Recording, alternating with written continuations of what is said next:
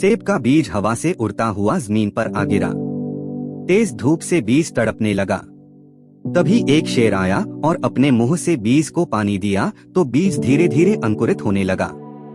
अब हर रोज और सभी जानवर भी पास की झील से पानी भरकर पौधे पर डालने लगे। कुछ ही साल बाद एक मजबूत और लंबा सेब का पेड़ बन गया। फिर शेर और सभी जानवरों ने उसी पेड़ के नीचे अपना बसेरा कर लिया।